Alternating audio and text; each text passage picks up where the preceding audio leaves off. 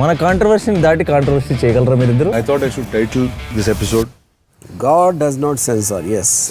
మాకు ఎందుకు సార్ బాగులు చేసేటప్పుడు ఇలాంటి మంచి కామ్ ఆఫీస్ ఎందుకు లేదు మాకు? అప్పుడు డబ్బులు లేదు. నేను ఇచ్చిన సపోర్ట్ వల్ల మనకంటే ఒక వారం ఒక నెక్స్ట్ 2 వారాలకి సర్వైవ్ చేశారు.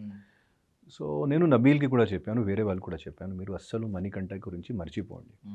నేను సోనియా మాత్రం మణికంఠ సపోర్ట్లో స్టార్టింగ్ నుంచి మణికంఠ ఒక స్పెషల్ క్యాండిడేట్, ఆయన గురించి మర్చిపోండి, ఆయనకి అనవసరంగా టార్గెట్ చేయకండి. అంటే ఎలాగైనా అందరూ టార్గెట్ చేస్తున్నారు కదా మణికంఠకి ప్రతి వారం. ఇప్పుడు అందరికీ అర్థమైంది, నేను ఈ వారం నామినేషన్ చూసా ఫస్ట్ టైం.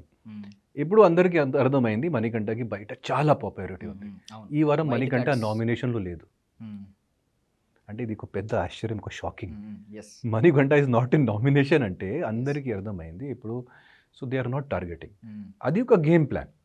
మనం మణికంఠకి టార్గెట్ చేస్తే మేము బ్యాడ్ అవుతాం ఆడియన్స్ దృష్టిలో. సో అందుకే దే స్టాప్ టార్గెటింగ్ మణికంఠ.